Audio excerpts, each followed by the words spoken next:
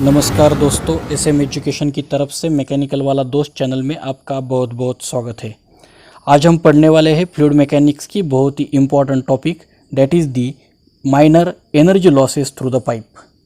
What are the different minor losses are available in the pipe. हमें तो मालूम है मोस्ट ऑफ इंडस्ट्री में सभी प्रोसेस के लिए इंस्ट्रूमेंट्स या इक्विपमेंट यूज़ किए जाते हैं और वो सभी इंस्ट्रूमेंट्स या इक्विपमेंट्स पाइपिंग के साथ और पाइपिंग की मदद से अटैच होते हैं। लिक्विड एक जगह से दूसरी जगह तक ट्रांसफ़र करने के लिए हमें मोस्टली पाइपिंग का यूज़ करते हैं, लेकिन प्रेशर मेंटेन करने के लिए स्टार्टिंग पॉइंट से एंड पॉइंट तक प्रेशर मेंटेन करने के लिए और कई बार लेआउट की वजह से सेम लेआउट में इंस्ट्रूमेंट्स अरेंज करने के बावजूद हमें कुछ expander, reducer, elbows, bends use करने पड़ते हैं। लेकिन जब हम ऐसे expander, reducer, elbow, bend use करते हैं तो कुछ ना कुछ एनर्जी स्टार्टिंग पॉइंट से एंड पॉइंट तक एनर्जी कम हो जाती है।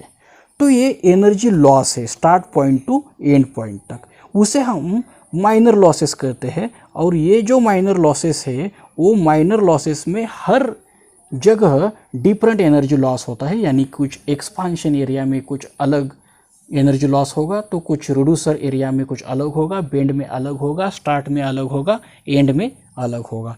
तो देखते हैं हम ये माइनर लॉसेस। तो पहला जो माइनर लॉस है आप डायग्राम में देख सकते हैं, loss of head due to the sudden expansion. Sudden expansion यानी ये क्या है, तो एक पाइप है उसमें एंट्रेंस से सडनली डायमीटर एग्जिट का जो है वो बड़ा हो गया है। तो आप यहाँ देख सकते हैं दो सेक्शन है, फर्स्ट सेक्शन और सेकंड सेक्शन। वहाँ ए, वी और जो बाकी पैरामीटर है वो according to the section 1 and section 2 है। V1 is equal to velocity at section 1 and V2 is equal to velocity at section 2। तो इसमें एनर्जी लॉस कितना होता है तो हमें निकालने के लिए हमें एक फॉर्मूला है। तो फॉर्मूला ये है V1 minus V2 bracket square divided by 2G। क्या फॉर्मूला है? V1 minus V2 bracket square divided by 2G। V1 क्या है? Velocity at section 1 and V2 क्या है? Velocity at section 2। दूसरा जो माइनर लॉस है वो है सडन कॉन्ट्रैक्शन। ये उसके अपोजिट है, वो डायमीटर सडनली कम हो जाता है। तो उसका एनर्जी लॉस निकालने के लिए हमारे पास एक फॉर्मूला है, वो फॉर्मूला है K into V2 square divided by 2G। V2 क्या है? वो वेलोसिटी एट सेक्शन 2, जहाँ पे एरिया रिड्यूस हुआ है उसकी velocity. So K into V2 square by 2G। तो ये K की वैल्यू क्या है?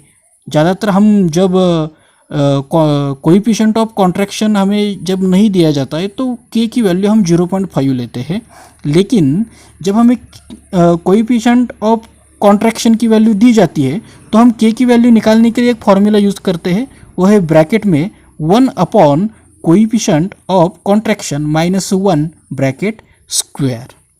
तो समझ में आ गया, ये था सडन कॉन्ट्रैक्शन।